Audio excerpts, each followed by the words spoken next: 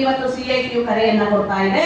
ಅಖಿಲ ಭಾರತ ಸಮ್ಮೇಳನ, ರಾಜ್ಯ ಸಮ್ಮೇಳನಗಳಲ್ಲಿ ಕೂಡ ಇಂಥ ವಿಚಾರಗಳ ಚರ್ಚೆ ಆಗುತ್ತೆ. ಈ ದೇಶದಲ್ಲಿ 90% ದುಡಿಯುವಂತ ಜನ, ಕೇವಲ 10% ಮಾತ್ರನೇ ಶ್ರೀಮಂತರು ಇರುವಂತದ್ದು. ಇತ್ತೀಚೆಗೆ ಶ್ರೀಮಂತರ ಸಂಖ್ಯೆ ಎಷ್ಟು ಬಡವರ ಸಂಖ್ಯೆ ಹೆಚ್ಚಳ ಆಗ್ತಾ ಇದೆ, ಅಷ್ಟೇ ಪ್ರಮಾಣದಲ್ಲಿ ಶ್ರೀಮಂತರ ಸಂಖ್ಯೆ ಹೆಚ್ಚಳ ಆಗ್ತಾ ಇದೆ. ಕಳೆದ ಬಜೆಟ್ ಅಲ್ಲಿ 1,46,000 ಕೋಟಿ ರೂಪಾಯಿಗಳನ್ನ ಆ ಮಾಲೀಕರಿಗೆ ಟ್ಯಾಕ್ಸ್ ಅಲ್ಲಿ ಮತ್ತೆ ಸಾಲ ಮನ್ನಾಕ್ಕೆ ಸರ್ಕಾರ ಕೊಟ್ಟಿದೆ. 1,000 ರೂಪಾಯಿ ಸಾಲಲ್ಲ, ನೀವು ಕುಡಿಯೋ ನೀರಿಗೆ 2,750 ರೂಪಾಯಿ ಸಾಲಲ್ಲ, ನಮಗೆ ಇವತ್ತು ಗೌರವಧನ ಅಂತ ಕೊಡ್ತಿರಲ್ಲ ನೀವು, ಸರಿ ಇದೆಯನ್ನ ಪ್ರಶ್ನೆ ನಾವು ಮಾಡ್ಬೇಕಾ ಬೇಡ್ವಾ? ನಾವಿವತ್ತು ಪ್ರಶ್ನೆಗಳನ್ನ ಮಾಡ್ಬೇಕಾಗಿದೆ. ಹಾಗಾಗಿ ನಮ್ಮ ಹಕ್ಕನ್ನ ನಾವು ಕಸಿಲಿಕ್ಕೆ ನಾವು ಮುನ್ನಡಿಯನ್ನ ಇಡ್ಬೇಕಾಗತ್ತೆ. ನಾನು ಈಗಾಗ್ಲೇ ಹೇಳಿದೆ ಭ್ರಷ್ಟಾಚಾರ ಅಂತ ಹೇಳಿ. ಅದೇ ರೀತಿಯಾಗಿ ಇವತ್ತು ದೊಡ್ಡ ಪ್ರಮಾಣದಲ್ಲಿ ಭ್ರಷ್ಟಾಚಾರ ಕಾಡ್ತಾ ಇದೆ ಅಂತ ಹೇಳ್ತೀರಿ, ಭಯೋತ್ಪಾದನೆ ಇದೆ ಅಂತ ಹೇಳ್ತೀರಿ ಅಂತ. ಅಂಗನವಾಡಿ ಮತ್ತೆ ಶಾಲೆಗಳಿಗೆ FRS ಅಂತ ಬಂದಿದೆ. FRS ಬಹಳ ಹೈರಾಣ ಆಗಿದೆ ಅಂತ. ಫೇಸ್ ಕ್ಯಾಪ್ಚರ್ ಅನ್ನ ಮಾಡಬೇಕು. ಆ ಫೇಸ್ ಕ್ಯಾಪ್ಚರ್ ಅನ್ನ ಮಾಡ್ಲಿಲ್ಲ ಅಂತ ಹೇಳಿದ್ರೆ, OTP ಅನ್ನ ಹಾಕ್ಲಿಲ್ಲ ಅಂದ್ರೆ ಗರ್ಭಿಣಿ ಬಾಣಂತಿಗೆ ಆಹಾರ ಬರಲ್ಲ. ಸರ್ಕಾರದ ಅಂಕಿಅಂಶ ಪ್ರಕಾರವಾಗಿ ಬಡತನ ವರ್ಗದ ಗರ್ಭಿಣಿ ಬಾಣಂತಿಗೆ ಕೊಡ್ತಾ ಇರುವಂತ ಆಹಾರ 2 ಲಕ್ಷ ಜನರಿಗೆ ವಂಚನೆ ಆಗಿದೆ. 2 ಲಕ್ಷ ಜನ ಈ FRS ಇಂದ ಸೌಲಭ್ಯದಿಂದ ವಂಚಿತರಾಗಿದ್ದಾರೆ. ಅಷ್ಟೇ ಅಲ್ಲ, FRS ಅನ್ನ ತರಲಿಕ್ಕೆ ಹೋಗಿ ಶಾಲೆಯಲ್ಲಿ ಮಕ್ಕಳು ಊಟ ಕೊಡ್ಬೇಕಾದ್ರೆ ಮಕ್ಕಳು ಫೋಟೋ ಮುಂದೆ ನಿಂತು ಕ್ಯಾಪ್ಚರ್ ಮಾಡಿ ಕೊಡಿ ಅಂತ ಹೇಳಿದ್ರು. 50 ವರ್ಷದ ಈ ಯೋಜನೆ ನಿಲ್ಲಲಿಕ್ಕೆ ಯಾವುದೇ ಇವತ್ತು ಸೌಲಭ್ಯ ಇಲ್ಲದೆ ಕೇವಲ 90 ರೂಪಾಯಿಯಿಂದ ದುಡ್ಕೊಂಡು ಬಂದ್ರಲ್ಲ, ಅವ್ರಿಗೊಂದು ಪಿಂಚಣಿಯನ್ನ ಜಾರಿ ಮಾಡಿ ಅಂತ ಹೇಳೋಣ. 50 ವರ್ಷ ಆಗ್ಲಿಕ್ಕೆ ಕಾರಣರಾದ್ರಲ್ಲ, ಅವ್ರಿಗೊಂದು ಕನಿಷ್ಠ ಕೂಲಿ ಕೊಡಿ ಅಂತ ಹೇಳೋಣ. ಈ 50 ವರ್ಷ ಈ ICDS ಅನ್ನ ಹುಟ್ಟು ಬೆಳೆಸದ್ರಲ್ಲ, ಅವರೆಲ್ಲರಿಗೂ ಕೂಡ 2011ರಿಂದ ದುಡ್ದವ್ರಿಗೆ ಗ್ರಾಚ್ಯುಟಿಯನ್ನ ಕೊಡಿ ಅಂತ ಹೇಳೋಣ. ಅದು ಬಿಟ್ಟು ಅವರ ಸಾಧನೆಯನ್ನ ಹೇಳ್ಕೊಳ್ಳಿಕ್ಕೆ ಒಂದು ಕಡೆ ಹೊಸಪೇಟೆ ಸಭೆ, ಒಂದ್ ಕಡೆ ಮೈಸೂರಿನಲ್ಲಿ ಸಭೆ, ಇನ್ನೊಂದ್ ಕಡೆ ಇದು ಬೆಂಗಳೂರಿನಲ್ಲಿ ಸಭೆ ಆಗಬಾರ್ದು. ICDS 50ನೇ ವರ್ಷಕ್ಕೆ ಕೊಡುಗೆಯಾಗಿ ಕೊಡಬೇಕು. ಯಾವಾಗ ಮಾತ್ರನೇ ICDS 50 ವರ್ಷ ಆಗಿದೆ ಅಂತ ಹೇಳಿ ಸರ್ಕಾರ ಹೆಮ್ಮೆ ಪಡೋದಲ್ಲ, 50 ವರ್ಷ ಈ ಯೋಜನೆಯನ್ನ ಅಂಗಳದಲ್ಲಿ ಇದ್ದಂತ ಅಂಗನವಾಡಿಯನ್ನ ಕಟ್ಟಡದ ಒಳಗಡೆ ತರೋವರೆಗೂ ಅದಕ್ಕಾಗಿ ಶ್ರಮಿಸಿದಂತವರು ಕರ್ನಾಟಕದ ಅಂಗನವಾಡಿಗಳೆಲ್ಲ, ಇಡೀ ಭಾರತ ದೇಶದ ಅಂಗನವಾಡಿ ಕಾರ್ಯಕರ್ತರು. ಅವ್ರಿಗೆ ದೊಡ್ಡ ಕೊಡುಗೆಯನ್ನ ನೀವು ಕೊಡಬೇಕು, ಆ ರೀತಿ ಅವ್ರಿಗೆ ಗೌರವವನ್ನ ಕೊಡಬೇಕು ಅಂತ ಹೇಳಿ ಕೂಡ ನಾವು ಒತ್ತಾಯವನ್ನ ಮಾಡ್ಬೇಕಾಗತ್ತೆ. ಅದು ಬಿಟ್ಟು ಇವರು ಬೇರೆ ಬರೀ ಸಾಧನೆಗಳನ್ನ ತೋರಿಸ್ಕೊಳ್ಳಿಕ್ಕೆ ಇಂಥದ್ದೆಲ್ಲವೂ ಕೂಡ ಅವಕಾಶ ಇಲ್ಲ. ಹಾಗಾಗಿ ನಿಮ್ಮ ಸಂಘಟನೆ ಈಗಾಗಲೇ ತೀರ್ಮಾನವನ್ನ ಮಾಡಿದೆ, ಇಲ್ಲಿದ್ದಂತ ಬಿಸಿ ಊಟ, ಇಲ್ಲಿದ್ದಂತ ಅಂಗನವಾಡಿ ನವೆಂಬರ್ 1ನೇ ತಾರೀಕು 15ನೇ ತಾರೀಕಿಂದ 25ನೇ ತಾರೀಕುವರೆಗೆ ಎಲ್ಲ MP ಗಳಿಗೆ ಮನವಿ ಪತ್ರವನ್ನ ಕೊಡುವಂಥದ್ದು. ನಾವು ಹೇಳೋಣ, ಸ್ವಾಮಿ ಪ್ರತಿ ವರ್ಷ ಬಜೆಟ್ ಆಗುತ್ತೆ, ಪ್ರತಿ ವರ್ಷ ನಿಮ್ಮ ಮನವಿ ಪತ್ರ ಕೊಡ್ತೀವಿ. ಕೇಂದ್ರದಲ್ಲಿ ಬಜೆಟ್ ಆದಂತ ಸಂದರ್ಭದಲ್ಲಿ ಹಾಗಾಗಿ ಈ ಬಾರಿ ನಿಮಗೆ ಕೊಡ್ತಾ ಇದೀವಿ. ನೀವೇನಾರ ಮಾತಾಡ್ಲಿಲ್ಲ ನಮ್ಮ ಪರ ಅಂತ ಹೇಳಿದ್ರೆ, 4 ಕೇಂದ್ರ ಸಚಿವರು ಕರ್ನಾಟಕದಲ್ಲಿ ಇದ್ದಾರೆ. ಒಂದು ಶೋಭಾ ಕರಂದ್ಲಾಜೆ, ಇನ್ನೊಂದು ಪ್ರಹ್ಲಾದ್ ಜೋಶಿ, ಇನ್ನೊಂದು V ಸೋಮಣ್ಣ, ಇನ್ನೊಂದು ಇವರು ಶೋಭಾ ಕರಂದ್ಲಾಜೆ, HD ಕುಮಾರಸ್ವಾಮಿ.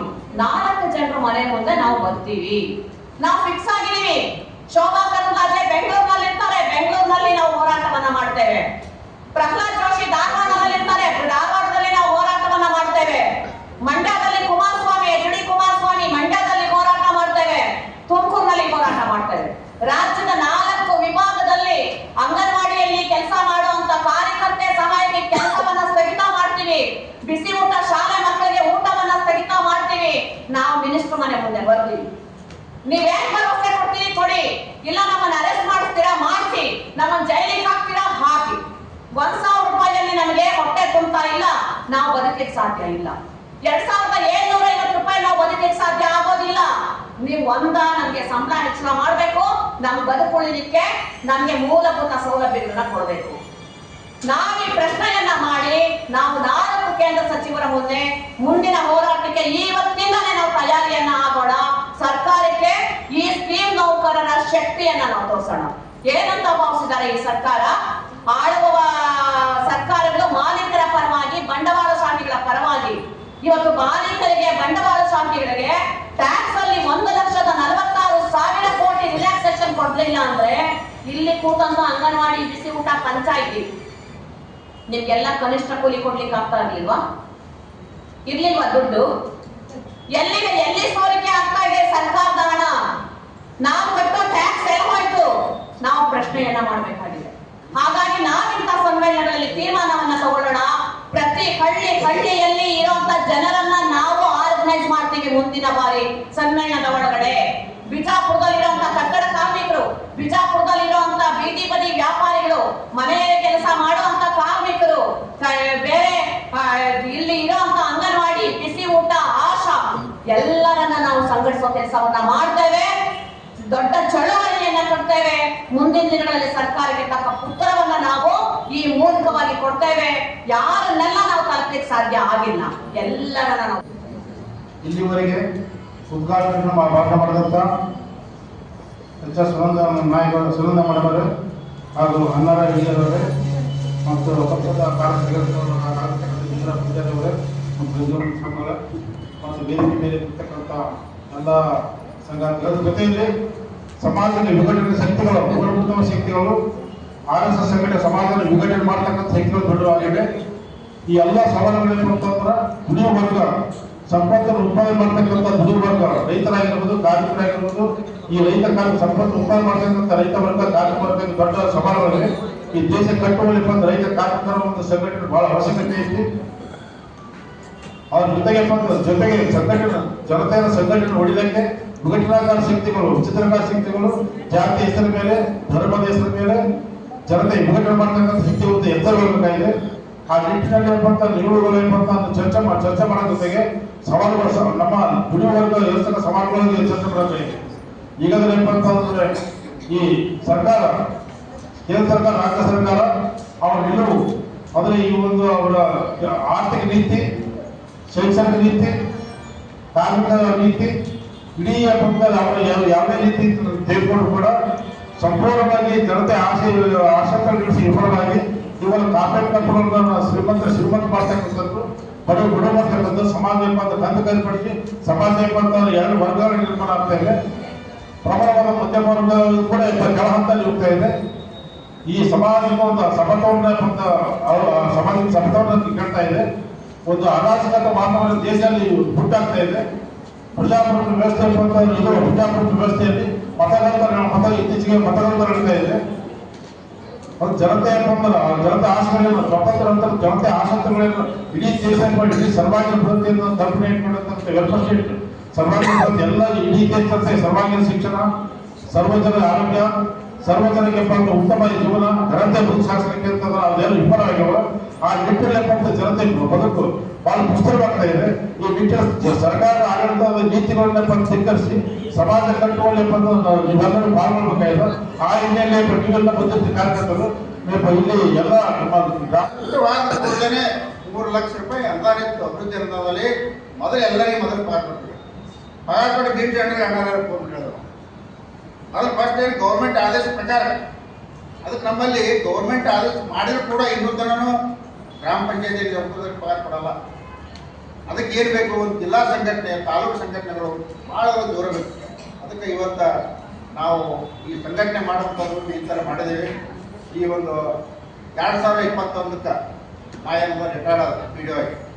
ನಾನು ಮೊದಲು ಸೆಕ್ರೆಟರಿ ಗೇಡೋನಾಗಿಂದ 2016ಕ್ಕೆ ಏನದಲ್ಲ ನಾನು PDO ಆದೆ. ಆಲ್ಮೇಲೆ ಪಂಚಾಯತಿ ತಮ್ಮೆಲ್ಲರೂ ಪರವಾಗಿ ಈ ಒಂದು ಸನ್ಮಾನ ಮಾಡೋಣ. ಮತ್ತು ಎಲ್ಲರೂ ಕೂಡ ಇದೇ ರೀತಿ ನಮಗೆ ಯಾವಾಗಲೂ ಇರಲಿ ಅಂತೇಳಿ ಅವ್ರನ್ನ ವಿನಂತಿ ಮಾಡ್ಕೊತಾ ನಾವೆಲ್ಲರೂ ಅವರಿಗೆ ಸನ್ಮಾನ ಮಾಡೋಣ ಈ ಸಂದರ್ಭದಲ್ಲಿ ಅಂತೇಳಿ ತಾವೆಲ್ಲರೂ ಶಾಂತ ರೀತಿಯಿಂದ ಈ ಒಂದು ಸನ್ಮಾನ ಕಾರ್ಯಕ್ರಮ ನಡೆಸಿಕೊಡಬೇಕು ಅಂತ ಹೇಳಿ ವಿನಂತಿಸಿದ್ದಾರೆ.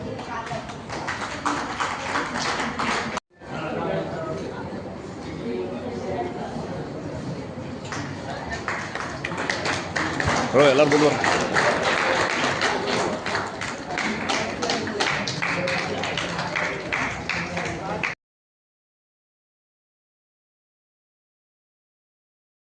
ಸ್ವತಂತ್ರ ವೇದಿಕೆಗಳಿಗೆ ಬಂದಂಥ ಎಲ್ಲ ಮುಖಂಡರು ಮತ್ತು ತಾವು ಆ ಒಂದು ಕಾಂಗ್ರೆಸ್ ಶಿಕ್ಷಕರಾಗಿದ್ದವರ ಏನು ಕನಸು ಕಂಡಿದ್ದು, ಇನ್ನೂ ಸಾಕಷ್ಟು ಕನಸುಗಳು ಕಂಡಿದ್ದು ವಿಜಯಪುರ ಜಿಲ್ಲೆಯಲ್ಲಿ ನೀರಾವರಿ ಬಗ್ಗೆ ಆಗಿಲ್ಲ, ಇತರ ಕಾರ್ಮಿಕರ ಬೇಡಿಕೆಗಳಾಗಲಿ ಸಾಕಷ್ಟು ಸಮಸ್ಯೆಗಳು ಪರಿಹಾರಕ್ಕೆ ಅವರು ಹೋರಾಟ ಬಂದಿದ್ದರು. ಅದಕ್ಕಾಗಿ ನಾವು ನೋಡಿ ಇನ್ನು ಹೆಚ್ಚಿನ ರೀತಿಯಲ್ಲಿ ಜಿಲ್ಲೆಯಲ್ಲಿ ಕಾರ್ಮಿಕರ ಸಮಸ್ಯೆಗಳಿರಲಿ, ರೈತರ ಸಮಸ್ಯೆಗಳಿರಲಿ, ಮಹಿಳೆಯರ ಸಮಸ್ಯೆ ಬಂದಾಗ, ಏನೋರ ಬಡವರ್ಗದ ಸಮಸ್ಯೆ ಬಂದಾಗ ತಾವೇನು ಹೋರಾಟ ಮಾಡ್ತೀರಿ. ವಿಶೇಷವಾಗಿ ಅಂಗನವಾಡಿ ಕಾರ್ಯಕರ್ತರ ವಿಷಯ ಬಂದಾಗ, ಗ್ರಾಮ ಪಂಚಾಯಿತಿ ನೌಕರರ ಏನು ಸಮಸ್ಯೆಗಳು ಬಂದಾಗ, ಸಾಕಷ್ಟು ಪ್ರತಿಯೊಂದು ವಿಷಯದಲ್ಲಿ ಏನು CIT ಮುಂದಾಳತ್ವ ವಹಿಸಿ ಇವತ್ತು ಅವರಿಗೆ ಒಂದು ಸರ್ಕಾರದ ಜೊತೆ ಒಂದು ಸಂಘರ್ಷ ಮಾಡಿ ಏನೊಂದು ಸಮಸ್ಯೆ ಬಂದಾಗ, ಏನು ತೊಂದರೆಗಳು ಬಂದಾಗ ಏನು ಮುಂದಾಳತ್ವ ವಹಿಸಿಕೊಂಡು ಆ ಎಲ್ಲ ಇವರಿಗೆ ಒಂದು ಏನು ಪರಿಹಾರ ತೆಗೆದುಕೊಳ್ಳುವಂಥ ಕಾರ್ಯ ತಾವೇನು ಮಾಡ್ತಾ ಇದ್ದೀವಿ. ಅದರ ಜೊತೆಗೆ ಸಾಕಷ್ಟು ಹೋರಾಟಗಳು ಕೂಡ ತಾವು ಮಾಡ್ಕೊಂಡು ಬಂದಿದ್ದೀವಿ, ನಾವು ಕೂಡ ನೋಡ್ತಾ ಬಂದಿದ್ದೇವೆ. ಅದಕ್ಕಾಗಿ ಇವತ್ತು ಇನ್ನೂ ಹೆಚ್ಚಿನ ರೀತಿಯಲ್ಲಿ ನಾವು ಇನ್ನೂ ಹೋರಾಟ ಹಂಗೆ ಬೆಳೆಸ್ಕೊಂಡು ಬರಬೇಕು ಮತ್ತು ಅದ್ರ ಜೊತೆಗೆ ನಾವು ಕೂಡ ನಮ್ಮ ಕರ್ನಾಟಕ ರಕ್ಷಣಾ ವೇದಿಕೆ ಜಿಲ್ಲಾ ಅಧ್ಯಕ್ಷನಾಗಿ ಇವತ್ತು CIT ಯಾವುದೇ ಒಂದು ಸಮಸ್ಯೆಗಳು ನಿಮ್ಮ ಹೋರಾಟಗಳಲ್ಲಿ ಏನಾದರೂ ಪ್ರತಿಯೊಂದು ಹೋರಾಟಗಳು ಗ್ರಾಮ ಪಂಚಾಯಿತಿ ಆಗಲಿ, ಅಂಗನವಾಡಿ ಸಹಾಯಕರಾಗಲಿ, ಕಾರ್ಯಕರ್ತರಾಗಲಿ ಅಥವಾ ಕಾರ್ಮಿಕರ ಸಮಸ್ಯೆಗಳಿದ್ದಾಗ, ರೈತರ ಸಮಸ್ಯೆ ಇದ್ದಾಗ ನಾವು ಯಾವ್ಯಾವ ಹಂತದಲ್ಲಿ ಯಾವ್ಯಾವ ಸಮಸ್ಯೆಗಳಿದ್ದಾಗ ಹೋರಾಟ ಮಾಡ್ತೀವಿ. ಆ ಹೋರಾಟದಲ್ಲಿ ಕೂಡ ಕರ್ನಾಟಕ ರಕ್ಷಣಾ ವೇದಿಕೆ ತಮ್ಮ ಜೊತೆ ಇರ್ತದೆ ನಮಗೆ ಹೇಳಿದ್ದಾರೆ. ನಮ್ಮಲ್ಲಿರ್ತಾವ ಅಂಥ ಕೂಡ ನೀವು ನಮಗೆ ಹೇಳಲ್ಲ, ನಾವು ಅಂಥ ಕೂಡ ಸಹಾಯ ಮಾಡಲಿಕ್ಕೆ ನಾವು ಸದಾ ಸಿದ್ದಿರ್ತೀವಿ. ಯಾಕಂದ್ರೆ ನಾವು ಅಂಥ ಇಂಥವರಿಗೆ ನಮ್ಮಲ್ಲಿ ಭಾಳಷ್ಟು ಲಘು ಸಂಘಟನೆಗಳು ಭಾಳ ಮಂದಿ ಬರ್ತಿರ್ತಾರೆ, ಅಂಥವ್ರು ಮಾಡಿರ್ತೇವೆ ಏನೋದಕ್ಕೆ. ಅದಕ್ಕೆ ನಿಮ್ಮಂಥವ್ರಿಗೆ ಮಾಡೋದು ಈ ಒಂದು ಸಮಾಜಕ್ಕೆ ಸ್ವಾರ್ಥಕ್ಕಾಗ್ತದೆ ನಿಮಗೆ ಹೇಳಲಿಕ್ಕೆ. ಬಂಧುಗಳೇ, CITವಿನ ರಾಜ್ಯ ಸಮ್ಮೇಳನ ನವೆಂಬರ್ 13ರಿಂದ 15ನೇ ತಾರೀಕುವರೆಗೆ ಹಾಸನದಲ್ಲಿ ನಡೀತಾ ಇದೆ. ಅದಕ್ಕಿಂತ ಮುಂಚಿತವಾಗಿ CITV ಸಂವಿಧಾನದ ಪ್ರಕಾರವಾಗಿ ಜಿಲ್ಲಾ ಸಮ್ಮೇಳನಗಳಾಗಬೇಕು. ಅದರ ಭಾಗವಾಗಿ ಇವತ್ತು ವಿಜಯಪುರದಲ್ಲಿ 6ನೇ ಸಮ್ಮೇಳನ ನಡೀತಾ ಇದೆ. ನಂತರದಲ್ಲಿ ಡಿಸೆಂಬರ್ 31ರಿಂದ ಜನವರಿ 4ನೇ ತಾರೀಕುವರೆಗೆ ಅಖಿಲ ಭಾರತ ಸಮ್ಮೇಳನ ವಿಜಯವಾಡದಲ್ಲಿ ನಡೀತಾ ಇದೆ. ಈ ಎಲ್ಲ ಸಮ್ಮೇಳನಗಳನ್ನು ಮಾಡುವಂಥ ಉದ್ದೇಶ ದುಡಿಯೋ ವರ್ಗದ ಮೇಲೆ ಇವತ್ತು ಆಳುವ ಸರ್ಕಾರಗಳು ಯಾವ ರೀತಿಯಾಗಿ ಕಾನೂನಿನ ತಿದ್ದುಪಡಿಗಳನ್ನು ಮಾಡ್ತಾ ಇದೆ, ಮತ್ತು ಕೂಲಿಗಳಲ್ಲಿ ಏರಿಕೆಯನ್ನು ಮಾಡ್ತಾ ಇಲ್ಲ, ಕನಿಷ್ಠ ಕೂಲಿಯನ್ನು ಕೊಡಬೇಕು ಅಂತ ಹೇಳಿ ಹೋರಾಟಗಳು ತೀವ್ರವಾಗಿ ಮಾಡ್ತಾ ಇದ್ದರೂ ಕೂಡ ಒಂದು ಕನಿಷ್ಠವಾದ ಕೂಲಿಯನ್ನು ಕೊಡಲಿಕ್ಕೆ ಸಾಧ್ಯ ಆಗ್ತಾ ಇಲ್ಲ ಆಳುವ ಸರ್ಕಾರಗಳಿಗೆ. ಅದೆಲ್ಲವನ್ನು ಚರ್ಚೆ ಮಾಡಿ ನಿರ್ಣಯಗಳನ್ನು ಕೈಗೊಳ್ಳಲಾಗುತ್ತೆ ಈ 3 ದಿನಗಳ ಸಮ್ಮೇಳನದಲ್ಲಿ. ಅದನ್ನು ಮುಂದಿನ 3 ವರ್ಷಗಳಲ್ಲಿ ಜಾರಿಗಾಗಿ ಸಮಿತಿಗಳು ಕೆಲಸವನ್ನು ಮಾಡಬೇಕು ಅಂತ ಹೇಳಿ ಇರುವಂಥದ್ದು. ಅದರಲ್ಲಿ ಪ್ರಮುಖವಾಗಿ ಈ ಅವಧಿಯಲ್ಲಿ ಕೇಂದ್ರ ಸರ್ಕಾರ 4 ಕಾರ್ಮಿಕ ಕಾನೂನುಗಳನ್ನು ತಿದ್ದುಪಡಿ ಮಾಡಿ ಅಂಗೀಕಾರವನ್ನು ಮಾಡಲಿಕ್ಕೆ ಹಂತವಾಗಿ ಪ್ರಯತ್ನವನ್ನು ಮಾಡ್ತಾ ಇದೆ. ಅದರ ವಿರುದ್ಧವಾಗಿ ಕೂಡ ನಾವು ತೀರ್ಮಾನವನ್ನು ಕೈಗೊಳ್ತೇವೆ. ಮುಂದಿನ 3 ವರ್ಷಗಳ ಅವಧಿಯಲ್ಲಿ ಕಾರ್ಮಿಕರ ಹಕ್ಕಾದ ಕಾರ್ಮಿಕರ ಕಾನೂನುಗಳನ್ನು ಉಳಿಸ್ಕೊಳ್ಳುವಂಥದ್ದು, ಮತ್ತು ಸ್ಕೀಮ್ ನೌಕರರಿಗೆ ವೇತನವನ್ನು ಹೆಚ್ಚಳ ಕೊಡುವಂಥದ್ದು, ಮತ್ತು ಅದೇ ರೀತಿಯಾಗಿ ಎಲ್ಲರಿಗೂ ಕಾರ್ಮಿಕರು ದುಡಿಯುವಂಥವ್ರಿಗೆ ಒಂದು ಪಿಂಚಣಿಯನ್ನು ಕೊಡುವಂಥದ್ದು, ಮತ್ತು ಕನಿಷ್ಠ ಕೂಲಿಯನ್ನು ಜಾರಿ ಮಾಡಲಿಕ್ಕೆ ಒತ್ತಾಯವನ್ನು ಮಾಡೋದಕ್ಕಾಗಿ ಈ ಸಮ್ಮೇಳನವನ್ನು ನಾವು ಮಾಡ್ತಾ ಇದ್ದೇವೆ. ಇದರ ಯಶಸ್ವಿಗಾಗಿ ಎಲ್ಲರೂ ಕೂಡ ಹಾಸನಕ್ಕೆ ಬರಬೇಕು. ಹಾಸನದಲ್ಲಿ 15ನೇ ತಾರೀಕು ಪಬ್ಲಿಕ್ ಮೀಟಿಂಗ್ ಇದೆ. ಆ ಪಬ್ಲಿಕ್ ಮೀಟಿಂಗನ್ನು ಉದ್ದೇಶಿಸಿ ಅಖಿಲ ಭಾರತ ಅಧ್ಯಕ್ಷರಾದ ಕಾಮ್ರೇಡ್ ಹೇಮಲತಾ ಅವರು ಮಾತಾಡ್ತಾರೆ, ಮತ್ತು ಅಖಿಲ ಭಾರತ ಉಪಾಧ್ಯಕ್ಷರಾದಂತಹ ಕಾಮ್ರೇಡ್ ಕೆ ಉಮೇಶ್ ಅವರು ಬರ್ತಾರೆ, ಅವರು ಕೂಡ ಮಾತಾಡ್ತಾರೆ. ಅಲ್ಲಿ ಬಹಳಷ್ಟು ನಿರ್ಣಯಗಳನ್ನು ಕೈಗೊಳ್ಳಲಾಗುತ್ತೆ. ಎಲ್ಲರೂ ಕೂಡ ಸಮ್ಮೇಳನಕ್ಕೆ ಭಾಗವಹಿಸಬೇಕು ಅಂತ ಹೇಳಿ ನಾನು ಈ ಮೂಲಕವಾಗಿ ವಿನಂತಿಯನ್ನು ಮಾಡ್ತೇನೆ. ಹಾಗಾಗಿ ಇವತ್ತು ಈ ಸಮ್ಮೇಳನದಲ್ಲೂ ಒಂದಷ್ಟು ನಿರ್ಣಯಗಳನ್ನು ಕೈಗೊಳ್ಳಲಾಗುತ್ತೆ. ಆನಂತರ ನಿಮಗೆ ತಲುಪಿಸ್ತಾಗತ್ತೆ ಆ ನಿರ್ಣಯಗಳು ಏನೆಲ್ಲ ಕೈಗೊಳ್ತೇವೆ ಅಂತ ಹೇಳಿ. ಹಾಗಾಗಿ ಮುಂದಿನ 3 ವರ್ಷಗಳಿಗೆ ಕಾರ್ಮಿಕ ಚಳುವಳಿಯಲ್ಲಿ ಯಾವ ರೀತಿಯಾಗಿ ನಾವು ಹೋರಾಟಗಳನ್ನು ರೂಪಿಸ್ಕೊಳ್ಬೇಕು, ಯಾವ ರೀತಿಯಾಗಿ ಜನರನ್ನು ತಲುಪಬೇಕು, ಯಾವ ರೀತಿಯಾಗಿ ಸರ್ಕಾರದಲ್ಲಿ ನಡೀತಾ ಇರೋಂಥ ಶೋಷಣೆಗಳನ್ನು, ದಬ್ಬಾಳಿಕೆಗಳನ್ನು ತಪ್ಪಿಸ್ಕೊಳ್ಬೇಕು ಅನ್ನೋದನ್ನು ನಾವು ಸೀರಿಯಸ್ ಆಗಿ ಇಲ್ಲಿ ಚರ್ಚೆಯನ್ನು ಮಾಡ್ತೇವೆ. ಸುನಂದ, CITನ ರಾಜ್ಯ ಕಾರ್ಯದರ್ಶಿ. ಇವತ್ತು ಬಿಜಾಪುರ ಜಿಲ್ಲೆಯ 6ನೇ CIT ಸಮ್ಮೇಳನ ನಡೀತಾ ಇದೆ. ಈ 6ನೇ CIT ಸಮ್ಮೇಳನದಲ್ಲಿ ದೇಶದ ಆರ್ಥಿಕ ಪರಿಸ್ಥಿತಿ ಬಗ್ಗೆ ಕೂಲಂಕಷ ಚರ್ಚೆ ಮಾಡ್ತೇವೆ. ರಾಷ್ಟ್ರೀಯ ಆರ್ಥಿಕ ಪರಿಸ್ಥಿತಿ ಬಗ್ಗೆ ಮತ್ತು ರಾಜ್ಯದ ಪರಿಸ್ಥಿತಿ ಬಗ್ಗೆ, ಕಾರ್ಮಿಕರಾಗ್ತಕ್ಕಂಥ ದಾಳಿಗಳ ಬಗ್ಗೆ, ಕೇಂದ್ರ ಸರ್ಕಾರ ತರ್ತಕ್ಕಂಥ ದುಡಿಯುವ ವರ್ಗಕ್ಕೆ ತರ್ತಕ್ಕಂಥ ಕಾಯ್ದೆಗಳ ವಿರುದ್ಧ ಬಗ್ಗೆ ಚರ್ಚೆ ಮಾಡ್ತೇವೆ. ದುಡಿ ವರ್ಗ ದುಡಿ ವರ್ಗ ಈ 3 ವರ್ಷಗಳ ಅವಧಿಯಲ್ಲಿ ಚರ್ಚೆ ಮಾಡಿ ಒಂದು ನಿರ್ಣಯ ಮುಂದೆ ಹೋರಾಟ ರೂಪುರೇಷೆಯನ್ನು ನಿರ್ಣಯ ಮಾಡ್ತೇವೆ. ಆ ಹಿನ್ನೆಲೆಯಲ್ಲಿ ಇಲ್ಲಿಯಾಗಿ ಅಂತಾರಾಷ್ಟ್ರೀಯ ಮಟ್ಟದವರೆಗೂ ನಾವು ಚರ್ಚೆ ಮಾಡ್ತೇವೆ. ರಾಜ್ಯದಲ್ಲಿ, ಕೇಂದ್ರದಲ್ಲಿ ಮತ್ತು ನಮ್ಮ ಬಿಜಾಪುರ ಜಿಲ್ಲೆಯಲ್ಲಿ ಇಲ್ಲಿ ಏನಪ್ಪ ಅಂತಾರೆ ಎಲ್ಲ ಒಂದು ಅಂಗನವಾಡಿ ಕಾರ್ಯಕರ್ತರು, ಬಿಸಿ ಊಟ ಕಾರ್ಯಕರ್ತರು, ಗ್ರಾಮ ಪಂಚಾಯತ್ ನೌಕರರು, ಎಲ್ಲ ದುಡಿ ವರ್ಗ ಜನ ಪ್ರತಿನಿಧಿಗಳಾಗಿ ಆಯ್ಕೆಯಾಗಿ ಬಂದಿದ್ದಾರೆ. ಈ ಪ್ರತಿನಿಧಿ ಚರ್ಚೆ ಮಾಡ್ತೇವೆ. ಈ ಒಂದು ಚರ್ಚೆ ಮಾಡ್ತಕ್ಕಂಥ ವಿಷಯ ತೆಗೆದುಕೊಂಡು ಮುಂದೆ ದುಡಿ ವರ್ಗಕ್ಕೆ ಆಗ್ತದೆ ದಾಳಿಗಳಿಗೆ ವಿರುದ್ಧ ಪ್ರತಿಭಟನೆ ಮಾಡೋದು ಮತ್ತು ದುಡಿ ವರ್ಗಕ್ಕೆ ಒಂದು ಸರ್ಕಾರ ನ್ಯಾಯ ಒದಗಿಸಬೇಕಂತ ಹೋರಾಟ ಕಾರ್ಯಕ್ರಮ ಮಾಡಿದ್ರೆ ಕಾರ್ಮಿಕರಿಗೆ ಕನಿಷ್ಠ ವೇತನ 36,000 ನಿಗದಿ ಮಾಡಬೇಕು. ಆ ಜೊತೆಗೆ ದುಡಿ ವರ್ಗಕ್ಕೆ ಆರ್ಥಿಕ ಸೌಲಭ್ಯ ಸಿಗಬೇಕು. ಜನತೆ ಒಂದು ಘನತೆ ಮೂಲಕ ಸಾಗೋದಕ್ಕೆ ಏನು ಬೇಕೋ ಸರ್ಕಾರ ಸೌಲಭ್ಯ ಸಿಗಬೇಕು. ಆ ಜೊತೆ ಸಮಾಜಕ್ಕೆ ವಿಘಟನೆ ಮಾಡ್ತಕ್ಕಂಥ ಶಕ್ತಿ ವಿರುದ್ಧ ವಿಚಿತ್ರಕಾರ ಶಕ್ತಿ ವಿರುದ್ಧ ನಾವು ಪ್ರತಿಭಟನೆ ಮಾಡ್ತೇವೆ.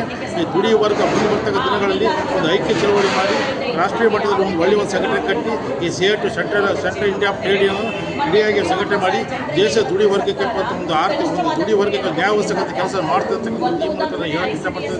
ನನ್ನ ಹೆಸರು ಸುರೇಶ್ GB ಅಂತೇಳಿ ಈ CITU ಸಮಿತಿಯ ಸಹಕಾರಿ ಯೂನಿಯನ್ನಲ್ಲಿ ವಿಜೃಂಭಣೆಯಿಂದ ನಡೀತಾ ಇದೆ. ಈ ಒಂದು ಈಗ ಉದ್ಘಾಟನಾ ಕಾರ್ಯಕ್ರಮ ಮುಗಿತು. ಈ ಉದ್ಘಾಟನಾ ಕಾರ್ಯಕ್ರಮಕ್ಕೆ ನಮ್ಮ ರಾಜ್ಯದ CITUನ ಕಾರ್ಯದರ್ಶಿಗಳಾದ HS ಸುನಂದ ಅವರು ಉದ್ಘಾಟಿಸಿ ಮಾತನಾಡಿದ್ದಾರೆ. ಮತ್ತು ಇನ್ನು ಮೇಲೆ ನಮ್ಮ ಏನು ಪ್ರತಿನಿಧಿಗಳ ಸಮಾವೇಶ ನಡೀತದೆ, ಎಲ್ಲ ಕಾರ್ಯಕ್ರಮಗಳು ಕೂಡ ಒಂದು ಒಳ್ಳೆಯ ರೀತಿಯಿಂದ ನಡೀತಾ ಇದೆ. ಇದಕ್ಕೆ ಒಂದು ಸಮ್ಮೇಳನವನ್ನು ಮುಂದಿನ 3 ವರ್ಷಗಳಿಗಾಗಿ ಪ್ರತಿನಿಧಿಗಳನ್ನು ಆಯ್ಕೆ ಮಾಡುವಂಥ ಒಂದು ಪ್ರಕ್ರಿಯೆ ಕೂಡ ನಡೀತದೆ. ಎಲ್ಲ ಪ್ರಕ್ರಿಯೆಗಳ ನಂತರ ಮುಂದಿನ ಹೋರಾಟಗಳನ್ನು ರೂಪಿಸಲಾಗುವುದು. ಈ ಒಂದು ಸಮ್ಮೇಳನ ಮುಂದಿನ ನಮ್ಮ ಏನು ಕಾರ್ಮಿಕರ, ರೈತರ ಏನು ಸಮಸ್ಯೆಗಳಿದಾವೆ ಅವೆಲ್ಲ ಸಮಸ್ಯೆಗಳನ್ನು ಬಗೆಹರಿಸುವ ನಿಟ್ಟಿನಲ್ಲಿ ಯಶಸ್ವಿ ಆಗ್ತದೆ ಅಂತೇಳಿ ಈ ಸಂದರ್ಭ ಹೇಳಬಯಸ್ತೇನೆ. ಹೆಸರು ಲಕ್ಷ್ಮಣ ಅಂದ್ರಾಳ್, CITUನ ಪ್ರಧಾನ ಕಾರ್ಯದರ್ಶಿ. ನಾವು ಪಡೆಯೋದೆಲ್ಲ ಹೋರಾಟದಿಂದನೇ ಎಲ್ಲ ಬೇಡಿಕೆಗಳನ್ನು ಈಡೇರಿಸ್ಕೊತೀವಿ. ಆದರೆ ಹೋರಾಟಕ್ಕೆ ಯಾವುದೇ ಅಂತಂದ್ರೆ ಇವತ್ತಿನ ದಿನ ಎಲ್ಲರೂ ಕೂಡ ಹಿನ್ನಡೆಯನ್ನು ಹಿಂಸೆ ಹಾಕತ್ತಾರ. ಅವ್ರಿಗೆ ದಯವಿಟ್ಟು ಆ ರೀತಿ ಆಗಬಾರ್ದು. ಅವರ ಒಂದು ಮಾರ್ಗದರ್ಶನ ನಮ್ಗೆ ಏನು ಗದ್ದಿ ಮಠವರು ಹೇಳಿದ್ರು ಅದನ್ನು ನಾವೆಲ್ಲರೂ ಕೂಡ ತಿಳ್ಕೊಂಡು ಮುಂಬರುವ ದಿನಗಳಲ್ಲಿ ಪಾಲಿಸಬೇಕು ಅಂತೇಳಿ ಹೇಳೋದ್ರ ಜೊತೆಯಲ್ಲಿ ಈಗ ಕರ್ನಾಟಕ ಸ್ವಲ್ಪ ಮಟ್ಟಿಗೆ ಕುಸಿತ ಇದೆ. ಅದನ್ನ ಬಲವಾಗಿ ಮುಂದಿನ ನಿರ್ಮಾಣದಲ್ಲಿ ಹೆಚ್ಚಿನ ಸಂಖ್ಯೆಯಲ್ಲಿ ಬಲಗೊಳ್ಳಬೇಕು. ಹೋರಾಟಗಳನ್ನು ಕಡಿಮೆ ಆಗಬಾರ್ದು. ನಿರಂತರವಾದಂಥ ಹೋರಾಟಗಳನ್ನು ರೂಪಿಸಿ ಕಾರ್ಮಿಕರ ಪರವಾಗಿರ್ತಕ್ಕಂಥ ಬೇಡಿಕೆಗಳನ್ನು ನಾವು ಪಡ್ಕೊಳ್ಳಿಕ್ಕೆ ಸಾಧ್ಯ ಆಗಬೇಕು. ಯಾಕಂದ್ರೆ ಬಿಂಸಿ ಕಲಾನಿ ಅವರು ಇದ್ದಾಗ ಪದೇ ಪದೇಯಾಗಿ ಅವರು ಚಟುವಟಿಕೆಗಳಲ್ಲಿ ನಿರಂತರಾಗಿ ತಮ್ಮನ್ನು ಕರೆದು ಗ್ರಾಮ ಪಂಚಾಯತಿಯವರಾಗಿರಲಿ, ಅಂಗನವಾಡಿಯವರಾಗಿರಲಿ, ಕೃಷಿ ಊಟದವರಾಗಿರಲಿ ಅವ್ರನ್ನ ಕರೆದು ಪದೇ ಪದೇಯಾಗಿ ಹೋರಾಟಗಳನ್ನು ರೂಪಿಸ್ತಾ ಇದ್ರು. ಅದನ್ನ ಇವತ್ತಿನ ದಿವಸ ನಾವು ಅದನ್ನು ಮಾಡ್ಲಿಕ್ಕೆ ಆಗ್ತಾ ಇಲ್ಲ. ಅದಕ್ಕಾಗಿ ನೀವೆಲ್ಲರೂ ಜವಾಬ್ದಾರಿಯುತವಾಗಿರ್ತಕ್ಕಂಥ ನಾಯಕರು ಆಗಿ ನಿಮ್ಮ ತಾಲೂಕಿನಲ್ಲಿರ್ತಕ್ಕಂಥ ಸಮಸ್ಯೆಗಳನ್ನ ಹೆಚ್ಚಿನ ಪ್ರಮಾಣದಲ್ಲಿ ಅದನ್ನು ತಗೊಂಡು ಹೋರಾಟವನ್ನ ಜಾಸ್ತಿ ರೂಪಿಸಬೇಕು ಅಂತಕ್ಕಂಥ ವಿಷಯನ ತಮ್ಮ ಮುಂದೆ ಹೇಳ್ತಾ ಇದ್ದೀನಿ. ಯಾಕಂದ್ರೆ ನಾನು ಈಗ 15 ವರ್ಷದಿಂದ ಈ ಒಂದು ಹೋರಾಟದಲ್ಲಿ ಭಾಗವಹಿಸ್ತಾ ಇದ್ದೀನಿ. ಅದು ಈಗಿನ ಮಟ್ಟದಲ್ಲಿ ಜರ ಸ್ವಲ್ಪ ಕಡಿಮೆ ಆಗುವುದರಿಂದ ಅದನ್ನು ಮುಂದಿನ ನಿರ್ಮಾಣದಲ್ಲಿ ಜಿಲ್ಲೆಯ CITು ಎಲ್ಲ ನಮ್ಮ ಹಿರಿಯ ಮುಖಂಡರು ಹಾಗೂ ಮುಂದೆ ಕೂತವರೆಲ್ಲ ನಮ್ಮ ಅಕ್ಕಂದಿರು ಅಣ್ತಂಬರು ನೀವು ಅದು ಇದ್ರೆ ನಾವು ಹೋರಾಟ.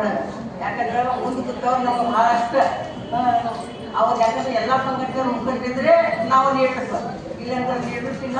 ಇದು CITು ಸಂಘಟನೆ ಅಂದ್ರೆ ಒಂದು ದೊಡ್ಡ ಆಲದ ಮರ ಇದ್ದಂಗ.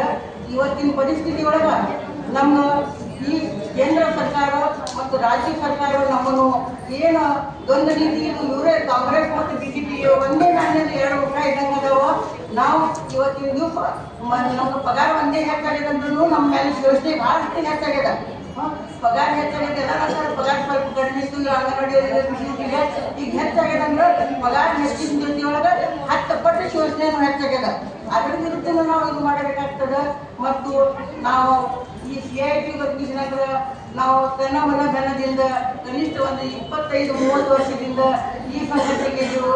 ಮತ್ತು ಈ ಸಂಘಟನೆ ಅಂದ್ರೆ CITು ಅಂದ್ರೆ ಇಡೀ ದೇಶದಿಲ್ಲ, ಇಡೀ ಜಗತ್ತು ತುಂಬ ಈ ಪಾಠವನ್ನು ಹಾಕ್ತದೆ CITು. ಯಾಕಂದ್ರೆ ಯಾವ ಗೌರ್ಮೆಂಟ್ ಬರಲಿ, ಬಿಜೆಪಿ ಇರಲಿ, ಕಾಂಗ್ರೆಸ್ ಇರಲಿ, ದಳ ಇರಲಿ, ಆದ್ರೆ ಸರ್ಕಾರ ಅಂಜುದು ಯಾರಿಗಂದ್ರೆ ಈ ಕೆಂಪು ಬಾವುಟ ಒಂದೇ.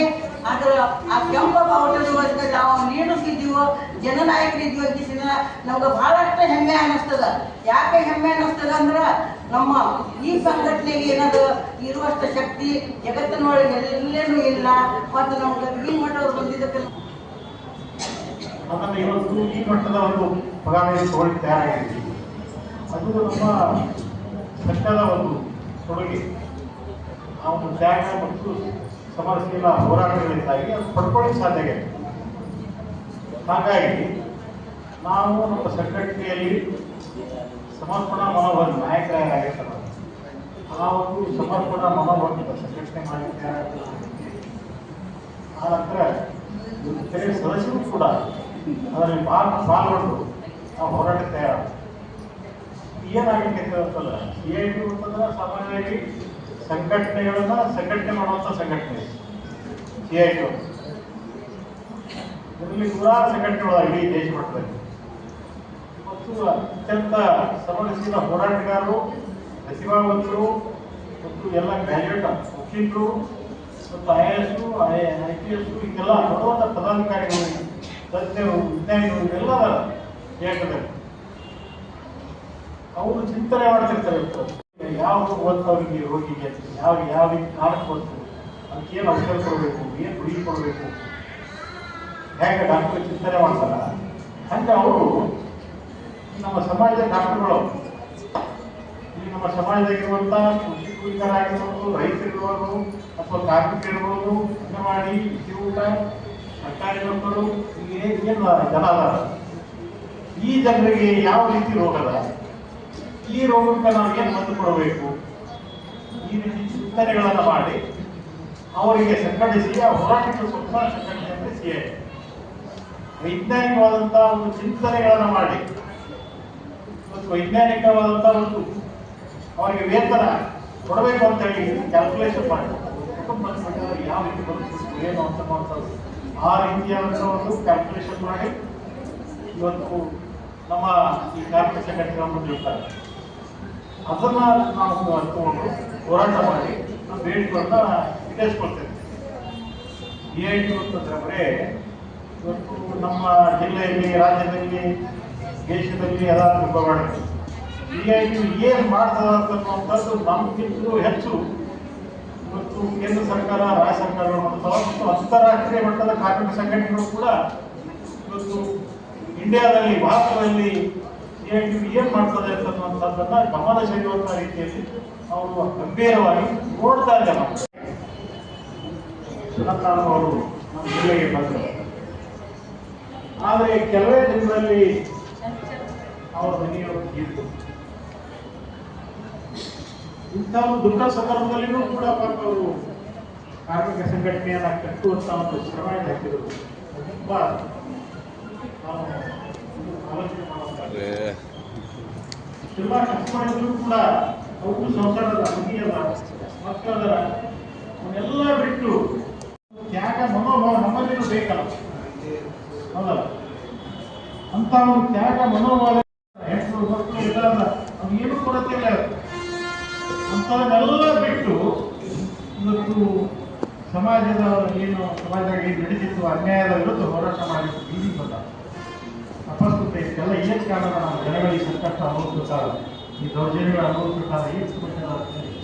ಅದನ್ನು ಇದು ಮಾಡಿ ಅವ್ರಿಗೂ ದಾರಿ ಹಾಕಿತ್ತು. ನಮ್ಮ ಚರಣ ಕಣ್ಣು ಕಟ್ಟಿ ಹೋರಾಟ ಮಾಡಿ ಅದೇ ರೀತಿ ಇವತ್ತು ಜ್ಯೋತಿಬಾ ಫುಲೆ ನಮ್ಮದಿದ್ದಾರೆ. ಜ್ಯೋತಿಬಾ ಫುಲೆ ಅವರೆಲ್ಲ ಮನೆ ಬಿಟ್ಟು ಹೊರಗೆ ಬಂದು ಜನಗಳಿಗೆ ಅಕ್ಷರ ಜ್ಞಾನ ಕೊಟ್ಟು ಜನಗಳಿಗೆ ಡಾಕ್ಟರ್ ಬಾಬಾ ಸಾಹೇಬ್ ಅಂಬೇಡ್ಕರ್ ಇಡೀ ತಮ್ಮ ಜೀವನನೇ ತ್ಯಾಗ ಮಾಡಿ ಇವತ್ತು ಮನೆಗೆ ಹೆಂಡತಿ ಮಕ್ಕಳು ಏನು ಅಲ್ಲಾದಾನೆ ಅವರೊಂದು ಘೋಷಣೆ ಮಾಡ್ಯಾರ. ಏನಂತ? ಯಾರು ನಮ್ಮ ರಾಜ್ಯದಾಗ ಬಂಡವಾಳ ತೊಡಗಿಸ್ತೀರಿ ಅದಕ್ಕೆ 30% ಸುತ್ತ ನೀವು ಕೊಡ್ತೀವಿ. ಇವತ್ತು ಅದಾನಿ ಮಗ ಈ ಒಂದು ಸುಂದರವಾದ ವೇದಿಕೆಯಲ್ಲಿ ಆಸೀನರಾಗಿರ್ತಕ್ಕಂಥ ಎಲ್ಲ ಗಣ್ಯಾತಿ ಗಣ್ಯರಿಗೆ ವಂದನಾರ್ಪಣೆ ಹೇಳುವ ಸಮಯ ಬಂದಿದೆ. ಈಗ ಈ ಒಂದು ಕಾರ್ಯಕ್ರಮಕ್ಕೆ ಕೇಂದ್ರ ಬಿಂದು ಆಗಿರ್ತಕ್ಕಂಥ ಕಾಮ್ರೇಡ್ ಅಣ್ಣಾರಾಯ್ ಕಿಡಿಗೇರಿ CIT ಜಿಲ್ಲಾಧ್ಯಕ್ಷ